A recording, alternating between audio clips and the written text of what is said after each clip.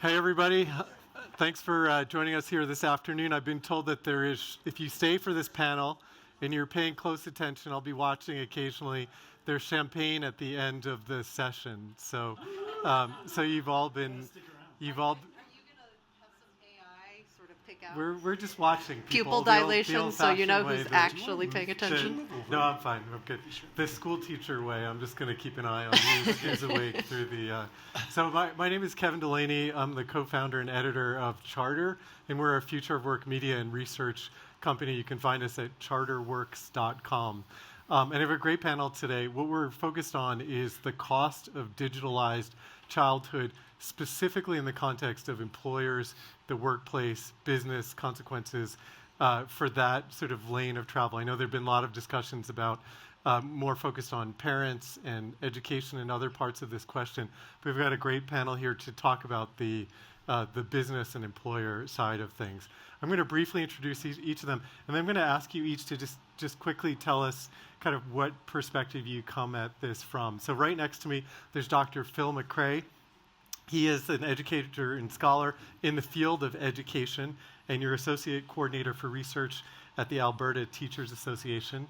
Next to him, we have Jay Rosenzweig. He's the CEO of Rosenzweig and Company, which works in global talent management. Next to him, we have Rebecca Winthrop. She's the director of the Center for Universal Education at the Brookings Institution. She's the author of a new book called The Disengaged Teen. You can hold it up if you want to. You're the best moderator ever. Okay, excellent. This is available as of last week, I think. It's just out. Kevin was at the book launch. This is why he knows so much about great. it. And next to you, we have Jon Clifton. He's the CEO of Gallup, which, as everyone knows, is a firm that does a lot of pulse taking across workers and people generally about their success in the workplace and their well-being generally, which is very relevant to this question. So I'm going to ask, but just before we dive into some of the issues, and maybe I'll start with you, Phil, just to give us like a 30-second, tell us how you're coming at this question. Sure. So I come at from a K-12 education perspective, and the reason teachers teach is the future. So how do we help to foster an environment where young people can be successful citizens, engaged citizens, have an opportunity to meet not only their human potential, but also flourish in a world where automation, AI, and technology is changing it seems, 24 hours. So. Great, thank you. Jay. Yes, so I live a very active life. As you mentioned, I run a business in the talent strategy space. Yes. I'm the board chair of a human rights organization. I'm in the investment advisory space. I help founders scale up their businesses. So lots going on. And through that all, I focus a lot on having a very high level of energy because they say, someone with a high level of energy can accomplish in 1 year what others may take 10 years to accomplish. Therefore, if you live till 100, it's as if you've lived 1,000 years. So really focused on living a conscious life rather than a compulsive accidental life where you're accidentally happy when something good happens and the opposite of something that you don't want to have happens. Do you have any tips for high level of energy for 4:30 p.m. panel 3 days into Davos? Absolutely. Okay. What's the secret? Exercise. Okay, exercise. Jet lag. Exercise and understand that it's important to be joyful by one's very nature. And if you're joyful by your very nature, you'll have enough energy all the time to do whatever you need to do. Okay, excellent. Smiles out in the audience here we see for joyfulness. Rebecca, your perspective on this issue. I now am Life Lessons by Jay. I'll come to your courses. I'm Rebecca Winthrop, and as Kevin said, I run the Center for Universal Education at the Brookings Institution. For those of you who don't know, it's a think tank in Washington, D.C. It's kind of like being a university professor, and policymakers and practitioners are your students. And for this panel, it's probably because I have been working on an initiative called Skills for a Changing World for the last 15 years, and most recently we have a global task force on AI in education, and I've just come out of 3 years of research, which Kevin, you so nicely gave a shout out to, with my colleague Jenny Anderson, really looking at student engagement in adolescence in particular, and motivation for learning, and how that intersects with technology. So Great. that'll be my perspective we'll come back today. to that. Jon, how do you explain your perspective on this issue? Well, again, I'm Jon. I work at the Gallup organization, and George Gallup, at least in our minds, was one of the early pioneers in studying the emotional economy. And so about 20 years ago, we sought to put booster rockets on his vision to quantify the emotional economy in as many countries as possible. And so in about a third of the world, we do phone calls, but in another 100 countries, we show up at people's homes. And we ask them to tell us about their lives, how much stress they have, how much anger they have. And I think one of the reasons that potentially Gallup was asked to participate is because we've seen concerning trends regarding people's well-being all over the planet. And this certainly may have to do with what's causing this dramatic rise. Okay, the digitalized childhood, we may tie that back. I want to start, I think we're going to take this conversation maybe in 3 parts, and the first is actually defining the problem.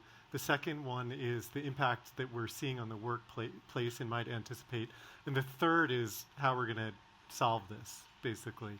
And just to say that we're going to leave time for questions and comments and reactions. So we'll come to you all in a little bit. So I want to start with Phil and Rebecca on this question of, in terms of the digitalized childhood, and knowing that the context of this discussion is how we get to the workplace, what would you say are the specific harms, symptoms?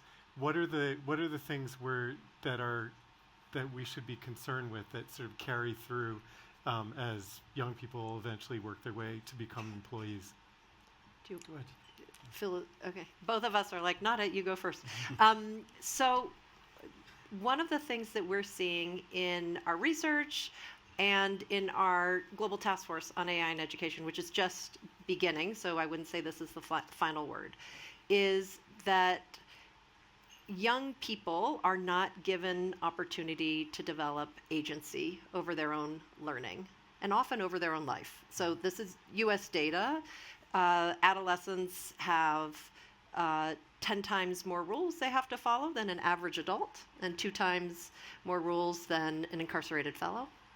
And so agency is incredibly important, because you hear often employers saying they aren't taking in, they're my young employee. And I have a lot of, I have 80 team members, so I have my own, N to experience. Young people today, they're not taking initiative. You give them feedback, they're fragile, they melt down if something goes wrong. People are nodding who run businesses over here.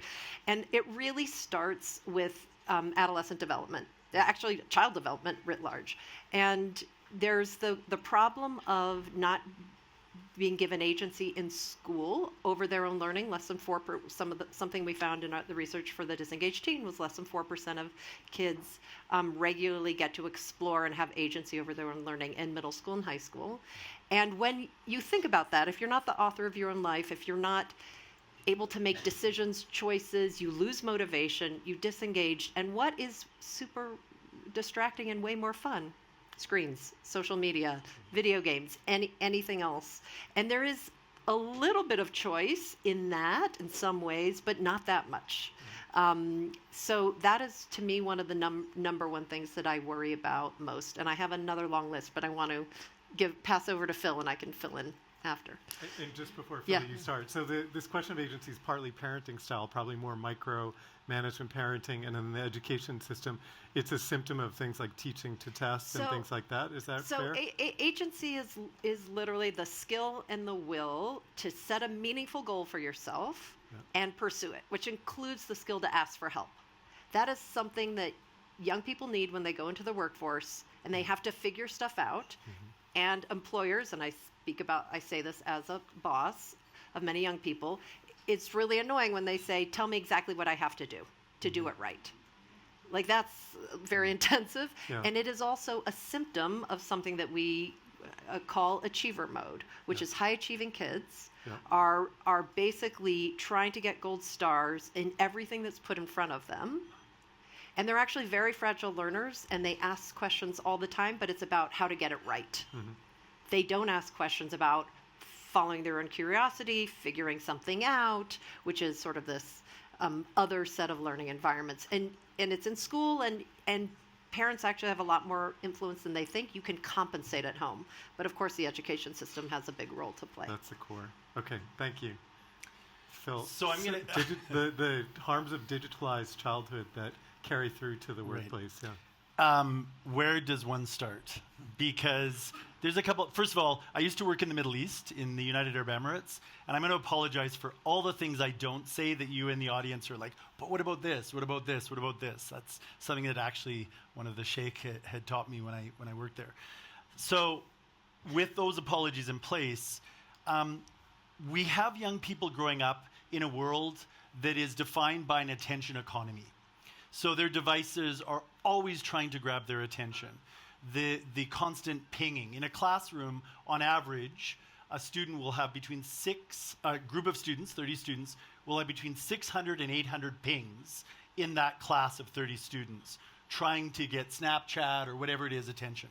It's one of the reasons that in Alberta, we implemented a cell phone ban recently. We're 6 months into it because of that. So first of all, they live in a world where there's an attention economy. So I think that's one implication of technology, which is also our own as adults. This isn't just young people. I think when it comes to this conversation of work and life outside of the formal education system, one of the areas that I want to really focus on is resilience, the ability to bounce back from adversity. Because for teachers, you want young people to learn how to learn into the future, but also be able to manage the randomness and challenges that we all inevitably face. So what we're seeing is a decline in that notion of resilience. And so we're looking at, yes, there's a mental health pandemic, generally across society, but that lack of resilience is also coming from living 24/7 on screens, right? And some of the dynamics that are at play of a digitalized childhood. And I'm sure we'll talk more about that. But young people being alone together, and not actually having deep, meaningful relationships does not build resilience. Yeah. Yet having meaningful relationships, or even, meeting somebody for the first time and knowing, like I met Jay recently, 15 minutes, 20 minutes ago, and I know we will have more conversations and, learn about each other over time. But young people are being pulled by these technologies. Mm-hmm. Can I just add one more to this list Yeah, before you move on? Because Phil brought it up, this idea of damaging sort of interpersonal relationships. We hear all the time from employers about Gen Z, Gen Alpha's interpersonal skills. Yeah. And you do need that in the workforce. You need to be able to work with a wide range of people.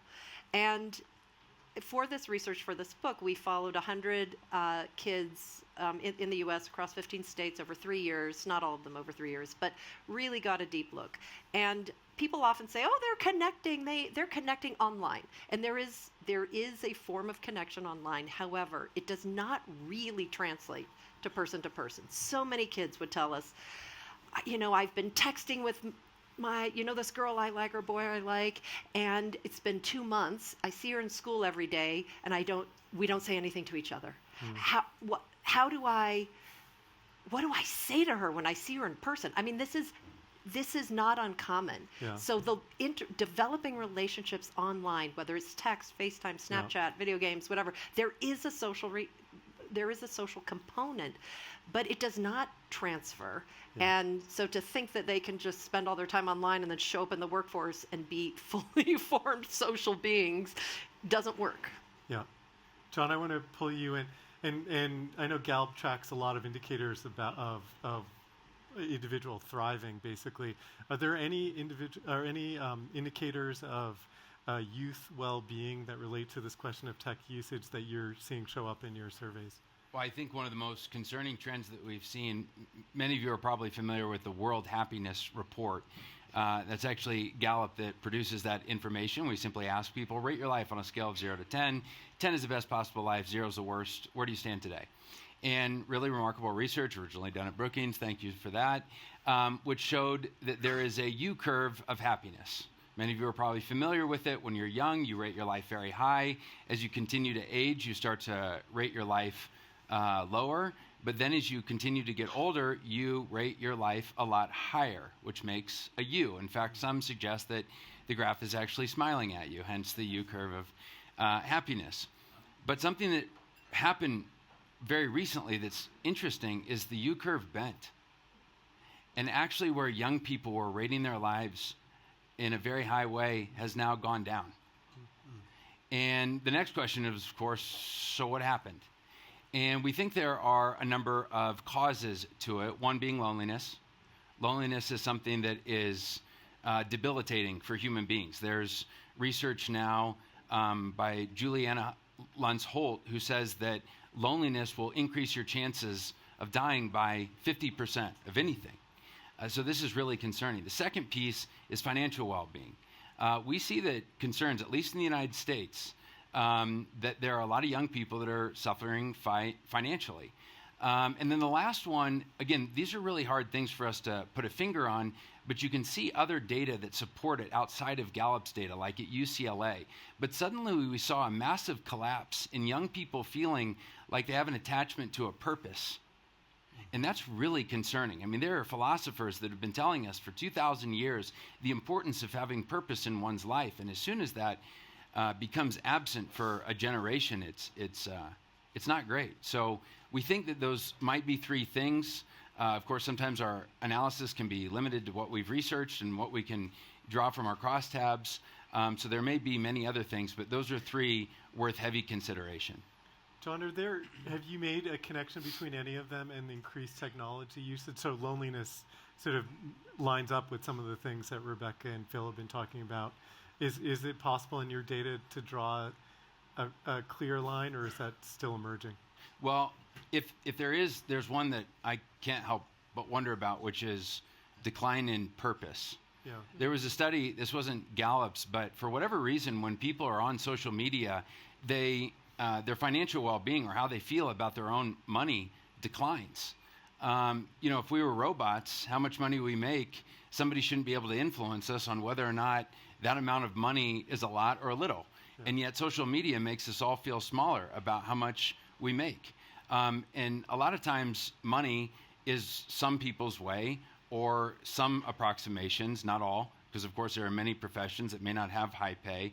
But again, maybe it's too rough of a proxy, but there could be something there about purpose. And the only reason I bring that one up is because I think a lot of us make an obvious connection around social well-being. And I think that's right. But I do think that a lot of these technological advancements are going to have us questioning some of these very paradigms about what is loneliness.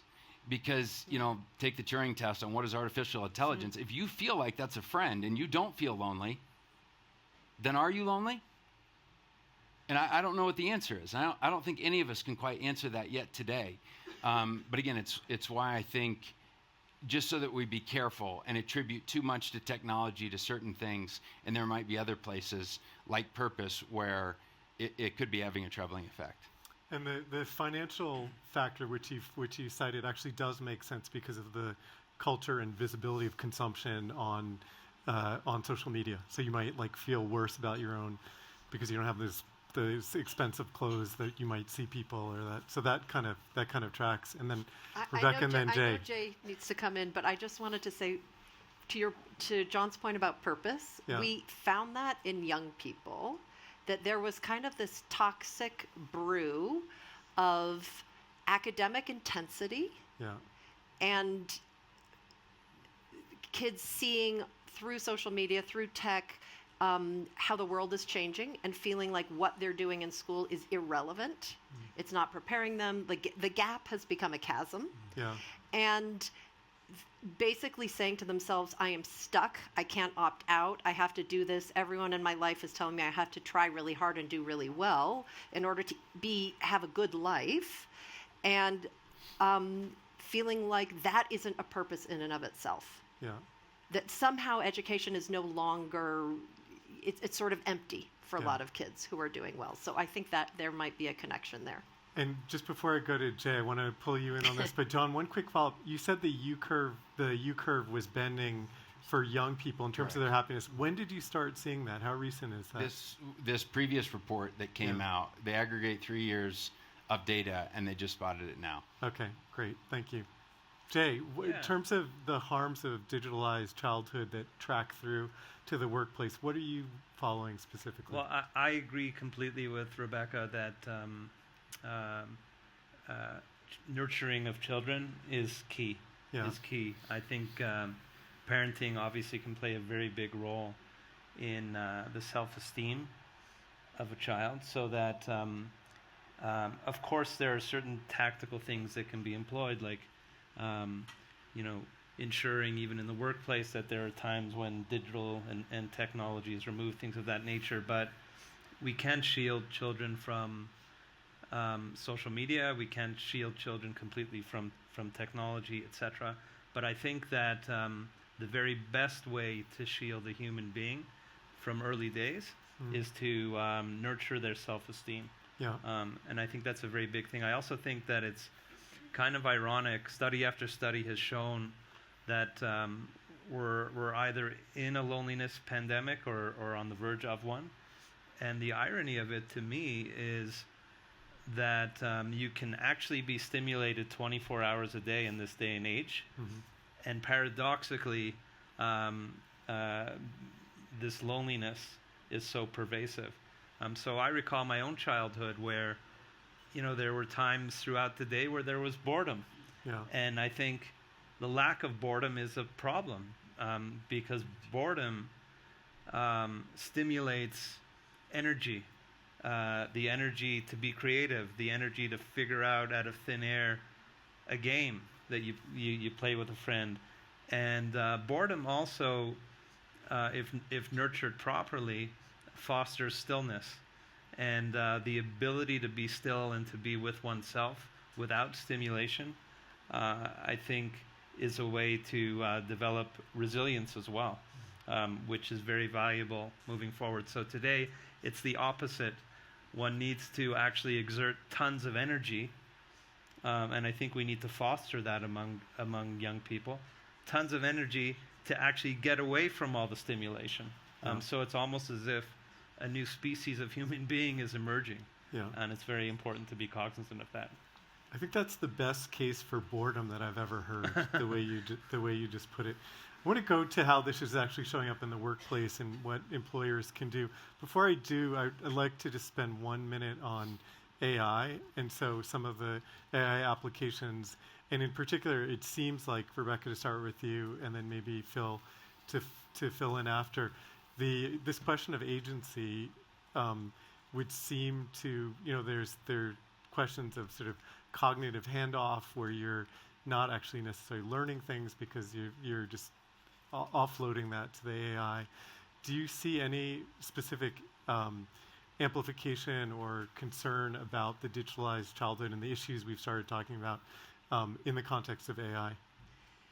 So there's certainly going to be times when AI is really helpful in education writ large, maximizing efficiency of busing schedules, maximizing sort of scheduling and calendaring, like a lot of back of the office admin that adults use AI for. But when it comes to interacting, AI, putting Gen AI into, or predictive AI, into the teaching and learning process with children who are developing their competencies, it is a really dicey game. And I think my main message to everybody is we literally don't know from a child development standpoint. And I gave this analogy on a previous panel, but it would be like if a shoe company said, oh my gosh, I invented these magic shoes. Your baby doesn't have to learn to crawl. They can just shoot right to walking. It'll be great. Just put them on and off you go. Crawling has a developmental purpose. It is spatial awareness. It is critical thinking. It literally wires the left and right brain hemispheres together. You need to crawl to do other things besides walk. So we literally don't know what are those things that kids have to do on their own when it comes to learning that we shouldn't hand off to Gen AI. And so I'm extremely worried about the illusion of effortless learning. Phil and I talk about this a lot, where there is use cases where adaptive learning, personalized learning, if it's done in small amounts to really fill gaps, particularly in marginalized communities, can be quite effective. But if you're going to unleash Gen AI and have kids just have their learning process be a steady drip of spoon-fed adaptive learning software, how are kids going to learn to figure things out on their own? So that's a huge risk, and there's many more. But I will stop and let Phil handle it. The magic shoes is a great analogy. Phil? So I'll maybe point to some research. We've been doing a scoping project on artificial intelligence for about 8 years to try and get an understanding. It's changing rapidly, but from its earliest evolution to now, trying to understand what are the big issues in relation to young people in education and so on. And there's 3 that we're looking at. One of them is cognitive atrophy. So this idea of losing some skills or skill sets, critical thinking maybe is one of them, to or saving stillness actually, which I really appreciate. You know, those. What are the things that we're atrophying? What we're maybe struggling with this new generative AI world. The second is trust. With AI-generated misinformation, disinformation. You know, this notion of trust. And one of the really interesting things in K-12 education, and I believe in post-secondary as well, where I'm a professor at the University of Alberta as well, is this idea of, you know, did you write this? Did you not write this? The whole concept of plagiarism. And what does that mean? And how do you use artificial intelligence in your writing, maybe as a editor, auditor? And, you know, what are the affordances as well as the challenges? So there's this issue of trust, broadly writ. And the third, and for me probably the most important, is something called moral passivity. And that's giving up the decision-making to an algorithm. And when I say this isn't an imaginary. I've been in rooms where people have said, if we have enough data on a child, we can use predictive analytics out of the artificial intelligence system to make determinations on their future. And that's a huge problem for somebody who's been in education for 33 years, because our whole purpose is to believe in human potential, to be hope-filled for them and with them, and to do whatever we can to move them forward, right? It doesn't have to be everybody in an academic, but to really believe in a young person, or, you know, even in university, an older person, to support their life trajectory. So moral passivity, cognitive atrophy, and issues in relation to trust are 3 that our scoping project right now in Canada is starting to pull out. As an employer, that sounds really great to have employees who are coming to the workforce with cognitive atrophy, trust issues, and moral passivity. Speaking of no agency. And no agency, and they're very little resilience and illusion of effortlessness. Okay, now just saying this, I have to say this because I have 700,000 students that ultimately I have to speak to. There are some amazing young people all over the world who are doing great things. Sometimes, you know, it is this peak pessimism, I think is the phrase that's been used. But one of my superpowers is to be eternally optimistic. So while those happen, we do have some amazing young people who are going to define a wonderful, hopeful future as well. So we're optimistic because we're scheduled to solve the problem by the end of the hour. Excellent. So, good. Easy. So I want to shift us now to specifically the situation of the employer and talk a little bit. And Jay, I'm going to start with you, and then Jon, how we're seeing some of these things show up or in the workplace, or how we anticipate them showing up in the workplace, and then later we'll go to some of the fixes for some of this stuff. I think, well, first of all, to Phil's point, the young generation is one that I feel very optimistic about as well. Yeah. The young generation is, I think, very hungry for great experiences and having real impact. I find it's all a generalization, but I find that young people are less materialistic in a lot of ways, less interested in things and more interested, as I say, in having great experiences. So I think employers need to understand that. Yeah. Put it another way, they're less capitalist often, right? Well, you could be both. Yeah. You could be both, and I mean, one of the things that I focus on, even in my own career, is the intersection of profit and purpose, and presenting opportunities for young people to really make a massive impact. And sometimes it's actually more effective to go out and make major impact when there's money on the line. Yeah. But it really does go back to early childhood nurturing, so that we can have young people who are resilient, are not overly defensive, and actually thrive on positive feedback. And one of the things that I would say is there's maybe not enough of an emphasis on two things which I think foster those things, and that is physical activity, as I was talking about earlier, whether it's sports or dancing or whatever. I think a really good cure for most individuals suffering is physical activity, and secondly, music.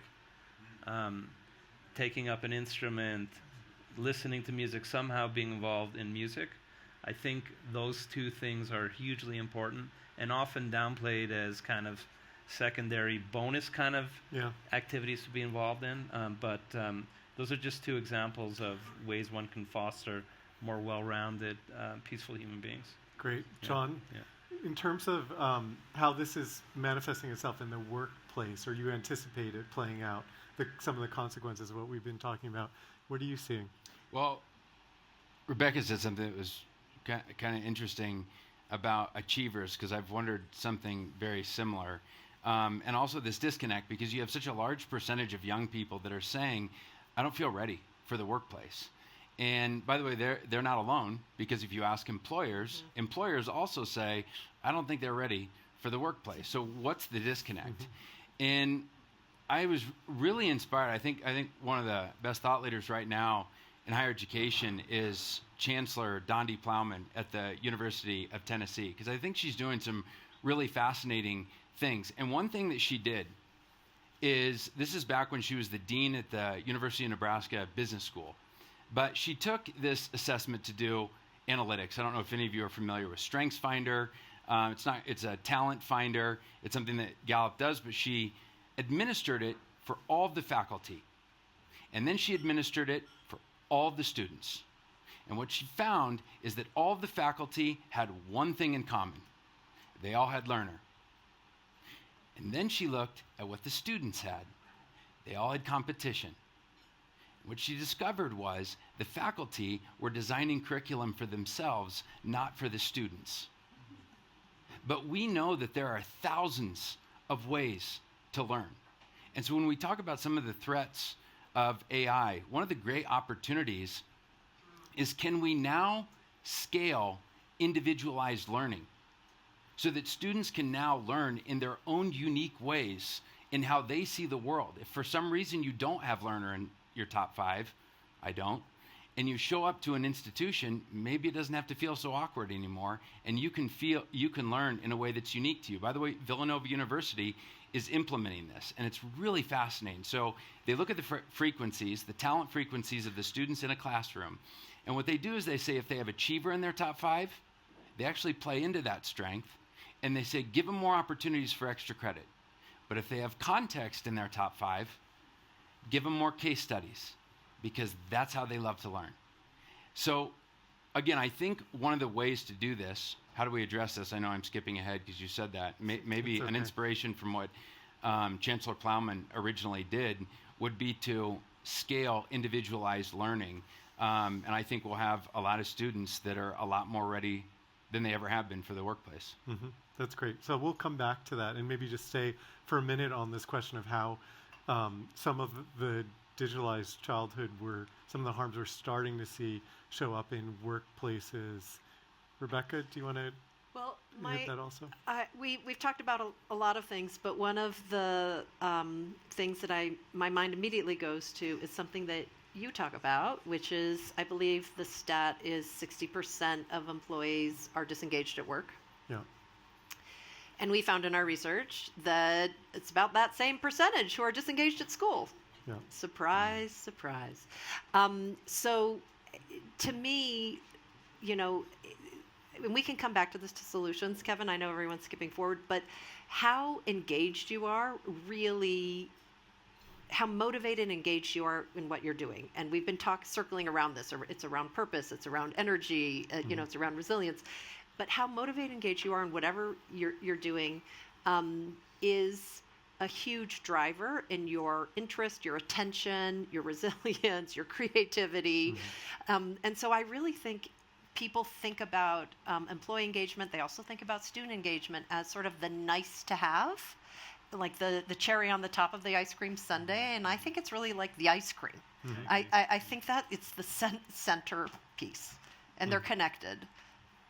Young people and workforce. Because you're the same person when you go into the you workplace, don't obviously. you don't graduate secondary school and all of a sudden in 24 hours become a totally engaged, dynamic, energized, self-actualized human being.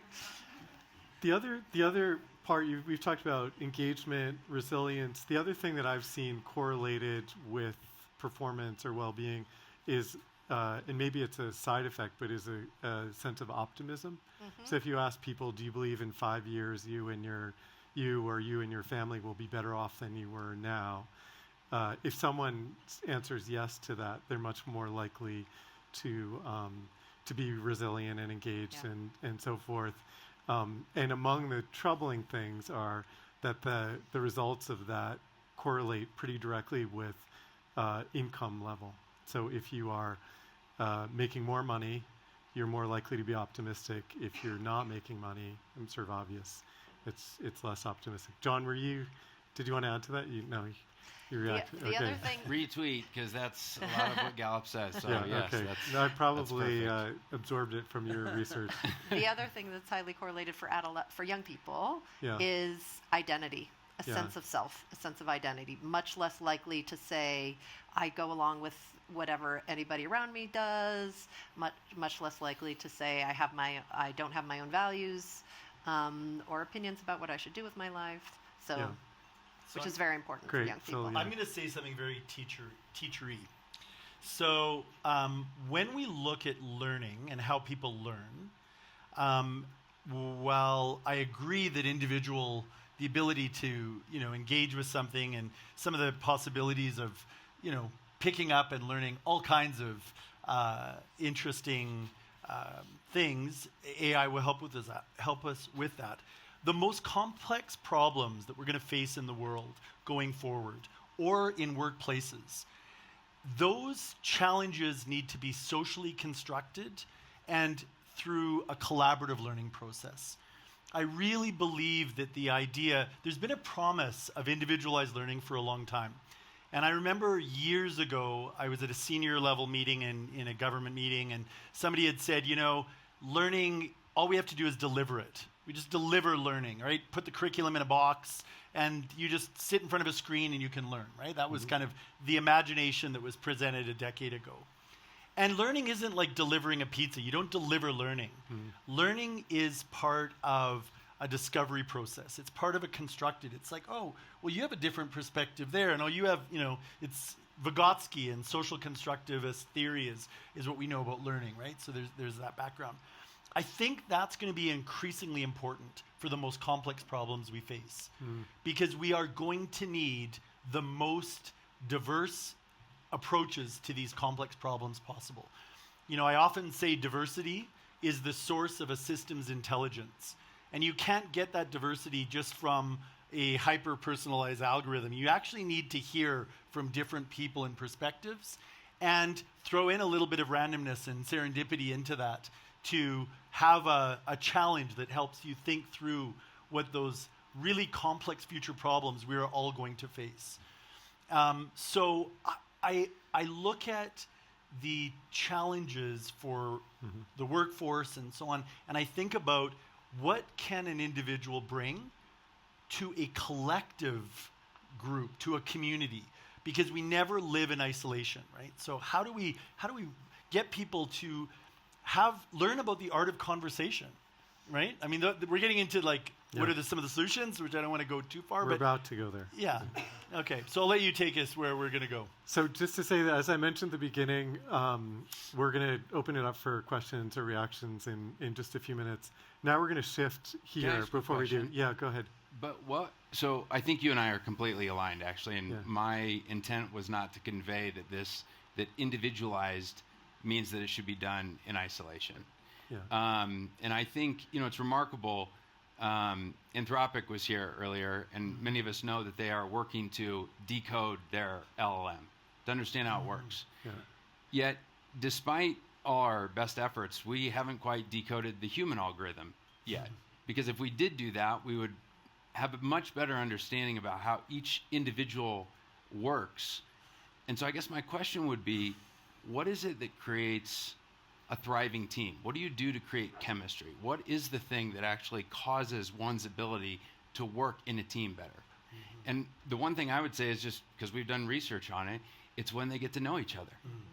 And this is research that even the Department of Transportation looked at 40 years ago. That's called CRM. It's not to be confused with the CRM to manage pipelines in a business context. Crew resource management. And what they did is they were looking at a test among airplane crews because they were studying fatigue. And they wanted to know what could we do to combat fatigue. And so all of a sudden they figured out, combat mistakes when crews are fatigued. Yep. And what they found, again, 40 years ago, is there were some groups that were tired. And they made less mistakes than those that were fresh. And what they found, they didn't even mean to. What they found is it were the teams that knew each other, that had chemistry. And the only way to make that chemistry really flourish, and again, this is just some of the data that we've looked at, is if they know each other's uniquenesses. And so again, when I say individualized, it's not to say let's further isolate. It's decode each other's human algorithms so that we can flourish in an academic ecosystem, but also to be able to flourish in teams.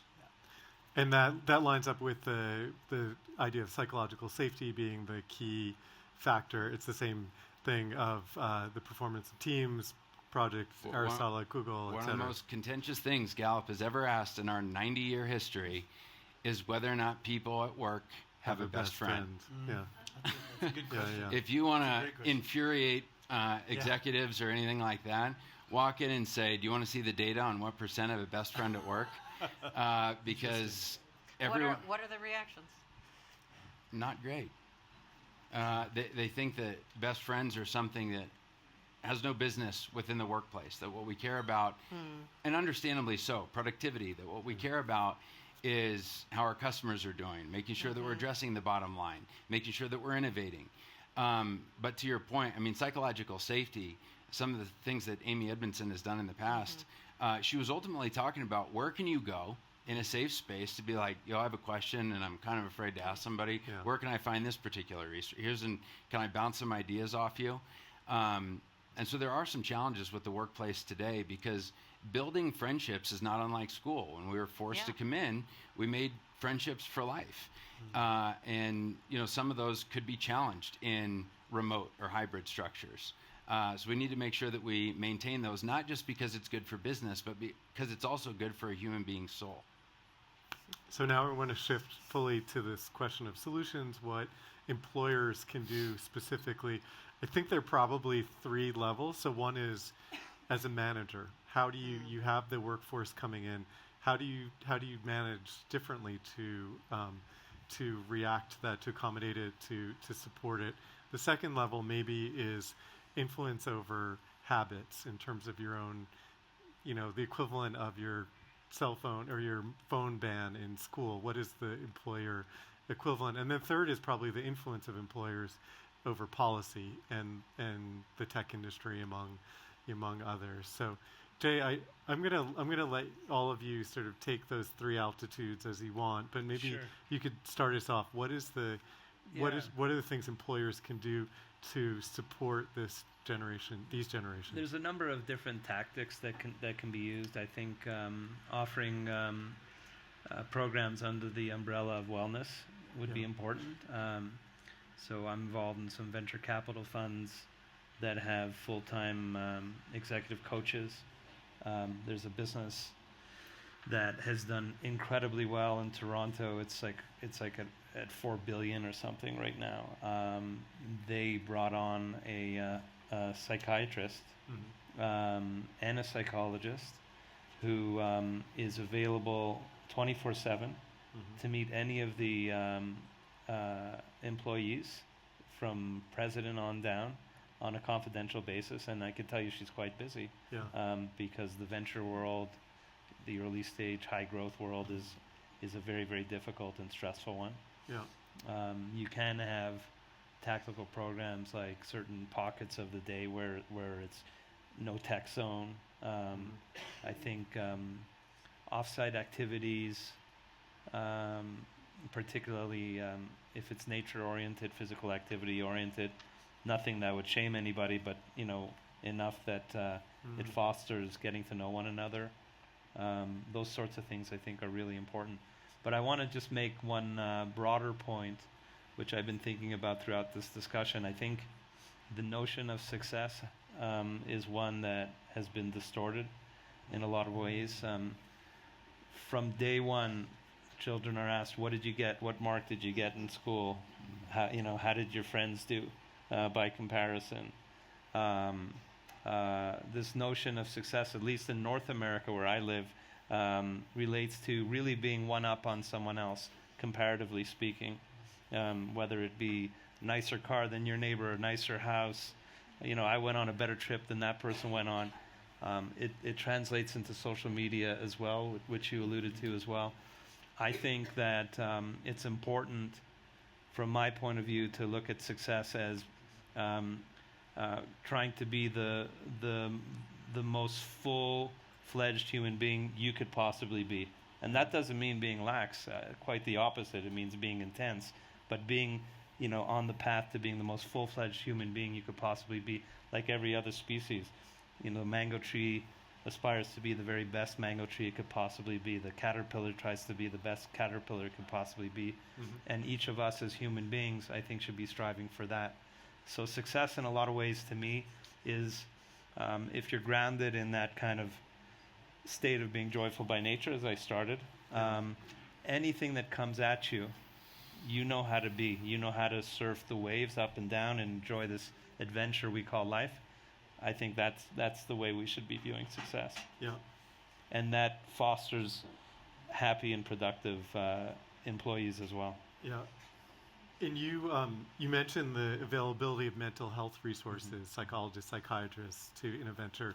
I think it's AT&T has done that. They've made their therapists available to all of their staff, and they're completely oversubscribed. When you put those resources into a workplace, they definitely don't go idle. And I would include, there's resource constraints too, which companies have, but I would ideally include mindfulness workshops, yoga, meditation, things of that nature. Phil, so things that employers can do on these different levels, manager, kind of influence over behaviors, and then in terms of policy. So I'll talk from cradle to grave. I'll talk about actually not just employers, but the whole life cycle. I love what Gallup is doing around do you have a best friend? Because when I talk to early career teachers, beginning teachers, and I just did a big keynote for many of them in Alberta, I say, you need to find a bestie down the hall. And what I mean about that, to build that resilience, is that they feel they belong. There's a sense of belonging, which I think is really important in the workplace. Because that sense of belonging leads to their ability to be creative, to move forward. So I think that's important. But underlying all of that, and when I say, from kind of cradle, from what we can do in the education system into the workplace, is to really foster and support the art of conversation. How do you get people to be able to break bread with each other, talk to each other, look each other in the eye, and have like a social emotional dynamic? When we look at the big bottlenecks to artificial intelligence, things that will not be displaced right away, social emotional intelligence, that sense of empathy, being able to read that, is one. creativity is the second, right? And third is actually fine motor is one of the other big bottlenecks. But trying to foster a sense of belonging through conversation, social emotional understanding, and empathy, I think is really important all throughout life, so that you're able to essentially read the room and know what's going on. That's interesting. It makes me think about family dinners as like one of the ways that parents can do that. Which actually in our work with parents, we say don't bring devices out during dinner 100%. or bedtime, because those, we know first of all around dinner time, it's one of the greatest spaces to protect young people to be able to have that conversation. And then nocturnal screen time is a huge challenge that we've been pushing. My kids would laugh. It's like my number one rule is no phones at dinner. Right. Yeah. It's a great model. And I model it too. If I'm in a meeting with you, having a lunch meeting or dinner, I'll never have my phone on. Right. So your kids are under the table with their. I've seen that. Rebecca, what can employers do? And then John. So as I'm listening to everybody talk, I just see so many through lines between engaged, motivated kids in school and engaged, motivated employees in the workforce. Yeah. So one of the big reasons why kids check out is lack of belonging. So this idea of asking for do you have a best friend at work is very similar to do you feel like you belong at school. Another big reason kids check out is lack of relevance, so feeling like what they're doing has no purpose or meaning, again similar. And so to me, I really just keep thinking about how can we prioritize engagement at school and at work as a through line. And I think people get off on the wrong foot when in classrooms they think engagement is like jelly beans, rainbows, sunshine, like points, party hats. And at work, like, let's have a really big company party and then everybody will be happy.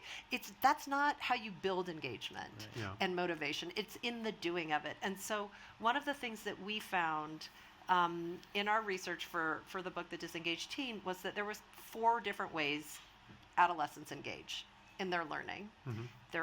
And I think it applies to young people at work. Okay. Passenger mode, coasting, doing the bare minimum, trying to do a shortcut. It's the quiet quitters, and frankly, teenagers are the pioneers of quiet quitting. And that is actually about 50% of middle school and high school kids say they're kind of in passenger mode. And engagement is how you learn, not necessarily what you learn. And the grades only tell 50% of the story. You could be getting great grades and be in passenger mode because school's too easy for you. We already talked about it, achiever mode. This is where kids are doing their best, trying very hard to be perfect, not just be excellent, be perfect, which no one can be, at everything that's put in front of them. They end up being very fragile learners, being incredibly busy, and a lot of it has to do with competition. We've talked about competition, social media, and social comparisons in social media exacerbates competition. And those kids end up being very fragile learners, and kids in competitive schools have some of the worst mental health outcomes of all kids. Then you've got kids in resistor mode. They are pissed off. They are, and we're talking about young people, so they're using their behaviors, their voice, probably inappropriately, but they have some agency and some gumption, and they're saying, this isn't working for me. They don't do their homework. They're class clowns. They skip school. There's a whole bunch of kids around the world dealing with school refusal, and it can be very serious. But those are the kids we think of as disengaged. The others kind of coast by, we don't think of. And really what I think we need to do in school and in the workplace, and I would love to turn to John and Jay to be like, what would this mean in the workplace, is get kids into explorer mode. That is where they are, they're showing up, they're cognitively engaged, they're emotionally engaged, they feel they belong, they're interested, and they are agentically engaged. They're taking initiative over what they can do. They're following their curiosity, they're suggesting ideas, they're being given a little bit of choice, and it trains them to be the employees we want. So how do you get them into explorer mode in the workplace? We're gonna go to John, and we're actually gonna come to questions very quickly. Just one thing, as you were talking, I was thinking I interviewed Bob Putnam recently. He's the guy who wrote Bowling Alone, and his answer, as we know, like for the last few decades, Social capital. has been the work softball team. It's the way that you cultivate trust, belonging, empathy, and in the context of workplaces, particularly in polarized workplaces, because of political division and other factors, that's his answer. And maybe it's a pickleball team now, but he's still focused on softball teams. The one thing that I do want to say about Explorer Mode before you guys come to this is that the kids who are in Explorer Mode in school get the best grades in the school. There have been in-class comparisons. Yeah. Are the happiest, have the best mental health outcomes, and they're actually developing the agency to navigate a world of AI. So we really, really want them to spend as much time as possible there. Great. Jon, you can round us out on this question of what employers can do on these different levels, and then we're going to open it up for some questions. Well, just to put a fine point on what Phil said, that, this idea of best friend at work, the military, or at least the U.S. military, had figured it out many years ago, which is you join for country, but you fight for your brothers and sisters. Yeah, you're right. Yeah. And there's something similar. Based on Gallup data a long time ago, he said you join a company, but you leave because of your manager. But you could also say you join a company, but you stay because of your colleagues. Right. Yeah. And for whatever reason, there are a lot of executives who don't fundamentally appreciate that. And I think it's because we've largely had this blind spot to what we call the emotional economy. And they're completely focused on the rational economy. And there are some estimates we've determined that our decisions, 30% of them, are based on rational thought, 70% on emotional thought. There are others that say, no, Gallup, actually, you're wrong. Yuval Noah Harari said in his book, I think it was Nexus, he said actually it's 99.9% are emotional, not rational.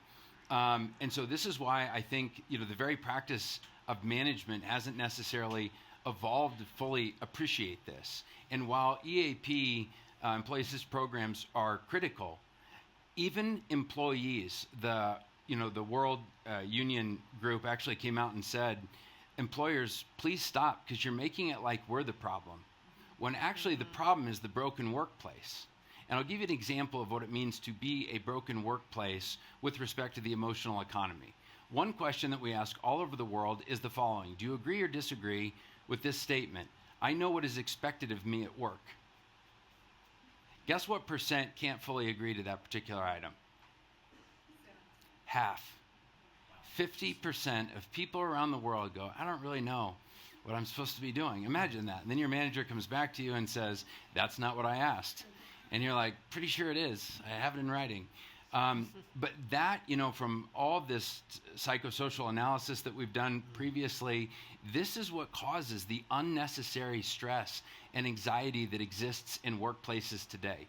And it's why when you just overlay engaged, not engaged, and actively disengaged with anger, stress, sadness, pain, and worry, you increase negative emotions by 50% when you don't have this emotional economy figured out. Mm-hmm. And so until we get that buttoned up, I don't know how many, EAP type programs that we can put together to really address negative emotions in the workplace. Great, the emotional economy. So we're going to go to questions now. And the first question is Margarita in the back. Yep. In reality, I have less questions, but just 3 comments. Yep. The first, before I forget, Jon, what you said exactly right now, the last sentence, I think for me this is also the most important. This is, and in reality again, it's the most important everywhere, in the family, at work, everywhere. And we have to learn it. We are pretty far from it. But just 2 small comments, what I wanted to say, it is about children being in social media. As we heard, they have no choice, they should be there. But I think it's not true. Children should not be there, and it's a very, very easy for them not to be there. With the help of such movements like MAMA and smart-free movements, smartphone-free childhood, we know it's not only possible, but many children even are happier this way. But of course, if they have the smartphone in the front of them, it's very difficult for them to say no. But they don't need it for life. This is for sure. We need it like we need a car. They don't need a car. They don't need a smartphone. They can live we parents are taking care of their life, and in the free time of them, they take care, care of their lives with the children around them, like they did it 100 years ago. So this is the first, because we hear it many times from, especially from tech industry. We have no choice. But this is easy one. This at least we have choice.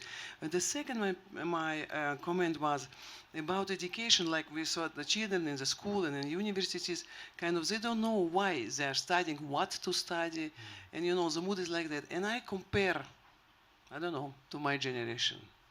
For the purpose was to study, is to gain money, to make our parents, not to be burdened on our parents anymore. This was the first thing, to free our parents from financial burden, and for many of young people it was to create their own family. This was just to take care of their life. This was the purpose. Today the purpose is I should find myself. I should find what is the fun. And it was really, in reality, the conversation with my older son. He was 16. And I asked him, what do you have some ideas? What do you want to do? Oh, I want to find something where I find myself. I said, but okay, it can take the whole life. Till then, be a taxi driver. At least you will make money and make some good for the society, and then look for yourself. And this, but I read in the book, before I spoke to him, that this is exactly what our psychologists were recommending us. Tell to your children they have to find themselves. They have, and find themselves, it means, you know, to have, of course, only pleasures from work, from study, from everything. So this is why I think the paradigm what we changed, the priority first of taking really care of life, this was a purpose. We had purpose for our people around us to help them, that we are helping them financially. And today, children that just don't have this purpose. Thank you for those comments. And you started with a very good point about about there being an alternative to kids being on social media all the time. Obviously, does anybody want to build on this comment about purpose? No. I agree. I think we find that kids, I've done a lot of work with refugee kids who are constantly top performers when they get into school system for that reason. For that very reason. It's like, or immigrant kids, they have to, their job is to get an education so they can provide for their family. It's very clear. And they're quite motivated, engaged. And I think it washes out when kids have more affluence and more options. And there is something about technology moving at such a fast pace and the sort of pace of learning in classrooms being very different. Yeah. I mean, I'll just add one thing. Margarita talked about social media and the challenges that are facing young people right now. And that should be underlined, highlighted, circled, and talked about. When you walk around here, you should look at the walls. You should read some of the statistics. This is a fundamental issue in schools, in our communities, and it is, when we talk about what are the implications, I was on a panel just before this where Tristan Harris said, this will be like smoking was 60 years ago. We will look at this 60 years from now, and we'll look back on the implications, some of the negative influences, and I think that's a really important point. Excellent. Thank you. One tiny little thing, I know you want to... We want to go to questions, Yeah, but on this point about social media, the problem is it landing on parents. Yeah. This is where it's landing. And until we can figure that out, I think one of the things companies can do is support parents to figure out how to help their kids grow up and be exposed. Give them resources to do that. Yeah. Do we have a microphone right there, and then we'll work our way up? Yeah. Benjamin Tallinn. I'm actually also advising a lot of different governments around the world, and education is obviously one part of that. And I love just the last comment, because for me it's also what we are doing is actually an upstream fight. because social media is actually like pollution. So you said like smoking. So it's really, we're fighting in companies, we are fighting in families pretty much against this wave of shortened attention spans. We fight of people losing interest because we actually, and there where I disagree actually, we know how the people are working. We know that the human race is dopamine driven. And actually it's very hard to compete with a machine that is actually optimized to actually really give you the perfect dopamine dose every 2-3 seconds. So that's actually, we are fighting this upstream fight, and I guess it's also sometimes like climate change, and I feel like this education thing is really that we're discussing it's like climate change. The whole planet is changing, and we're thinking about cleaning up our garden while we don't realize that the pollution is coming from everywhere, and we're always just actually in the little tiny thing, and everybody's telling like, oh yeah, clean your driveway. That's your duty. You need to clean the driveway. But we don't talk about that the whole society is actually breaking apart. And I guess this is also the education system. As long as we don't address this pollution, this noise, what I always call it, we cannot find the signal. And that's why employees and employers are in the same boat, because they're pretty much also, we have the same experiences in companies. They have short attention spans. You cannot teach people in a company anything anymore because they're also pretty much addicted to 5-second short reels. So how do we change that, and how actually do we go from this pollution to actually creating a positive change? Because what we are discussing is always kind of like, oh yeah, that's the school system, that's what the parents should do, that's what the employer should do. But I think the problem is more overall and bigger. So thank you. I think that's a fair point, and I know that that has been discussed a lot. This sort of in this exact space, this question of we're talking about employers who are downstream and trying to deal with this and manage with this and support the solution as well. So if we go, can we go over here? We'll take a few questions. Hi.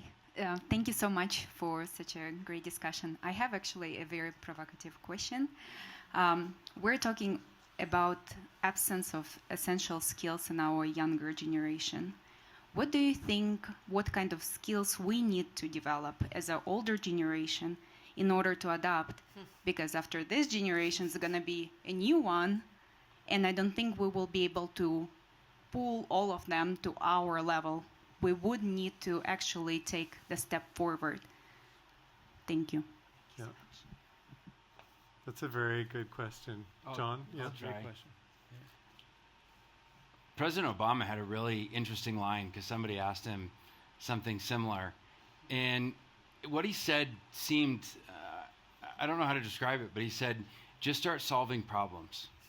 He said, I don't care if you work at a nonprofit. I don't care if you're in the private sector. If you just start solving problems, you will be seen.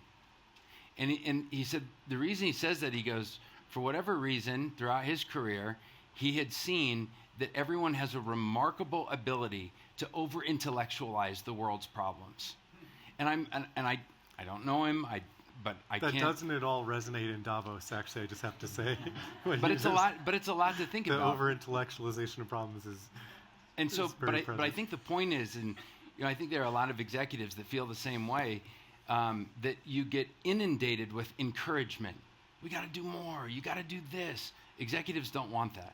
Executives want to know something that they don't already know, and they want practical solutions. And the people who can figure it out, and whether it's through clever prompt engineering, whether it's recruiting a team that can solve it together, it's those that grab it and say, I got this. Those will be the people that not only get noticed by executives, but I promise it change the world. So problem solving is my answer. I think your point about how do we parent is a great question. I think one of the things parents need to be cognizant of is not trying to raise winning horses, or they're not in the horse raising business. To let a child be who they're going to be. My daughter recently got engaged, and in my speech I said to her very pointedly, I don't need you to look like me, I don't need you to act like me. It's your life, and it has to be what it has to be, but I'm here to support you. I think too many parents offer advice unsolicited very often, which is also not a good thing, to their children, and they tell them to do things that actually hasn't even worked in their own lives. So I think it's important to be cognizant of all those things. Yep. Great. Do we have a few more there and there? Yeah. Thank you very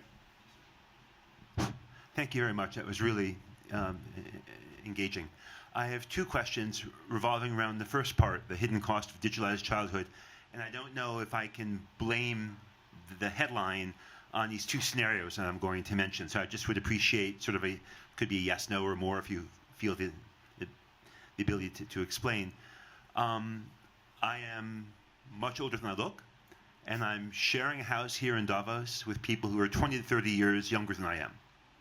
And I am shocked by the level of the lack of empathy, the self-absorbed nature, and the outright selfishness of their actions, just in 3 days I've been here. And I'm wondering if I can attribute that to a highly digitalized childhood. That's my first question. The second question is, I know 3 very loving families in Wisconsin, Chicago, and Massachusetts, Boston, who lost their child to suicide in the first semester of college. These kids came from loving families. My sense is maybe that they were cloistered a bit, and when they were exposed to the realities of the world, living abroad from college, they commit suicide. And I'm wondering if a digitalized child increases the odds of that. And so these are my two sort of thoughts after hearing your panel. Thanks. Do you want to go, Phil? Do I want to take that on? Okay. Yeah. Well, I mean, first of all, the first dynamic sounds like a reality TV show, and I'm not sure, what to say particularly in relation to that. We do see intergenerational tensions, if you want to talk about that in some cases. But I think, I'll maybe just go to the second question around suicidal ideation or actual, issues there. When what we see in relation to somebody having 1,000 friends on a social media platform, but they have no friends, is heartbreaking. And I can say in my career as a teacher, having many different dynamics of both suicide, murder, and when I was in different places,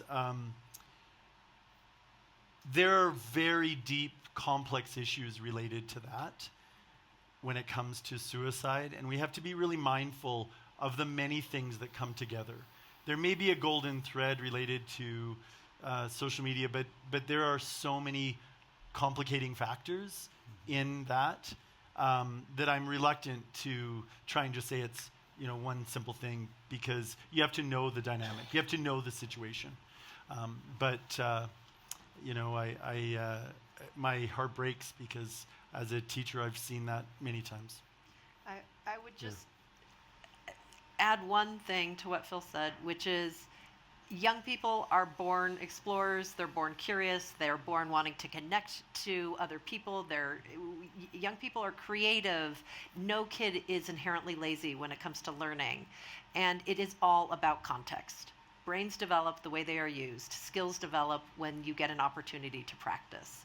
So I do think there is a piece of spending a lot of time on screens if that's in your formative years when you're learning to interact, that is having an impact on how young people how confident they are to be able to walk through the world and be the author of their own lives in a community. We're out of time, unfortunately. I encourage you to if you have questions, to find the speakers to ask them. And I would encourage you again to stick around. There is a bit of food and some champagne as your reward for hanging out to the end of this panel.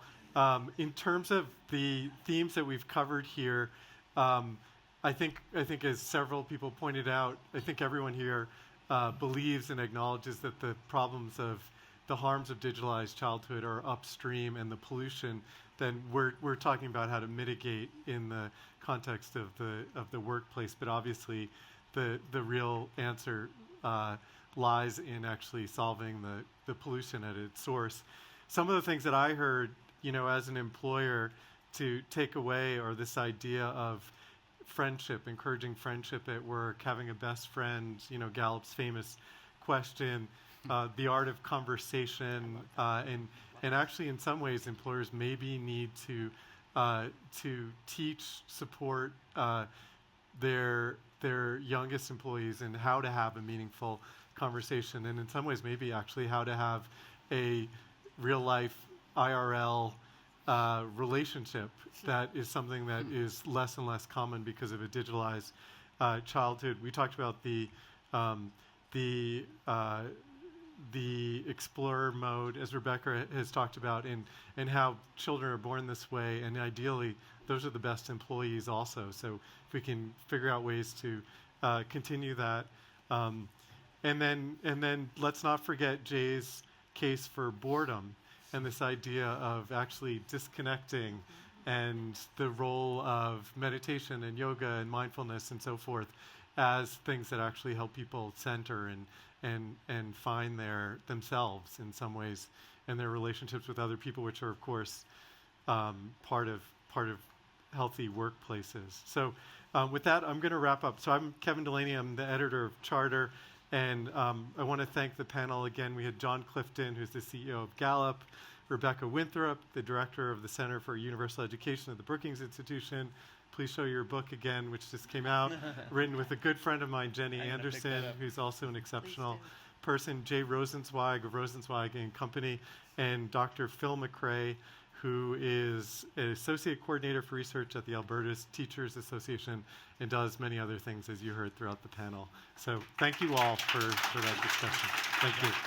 Thanks.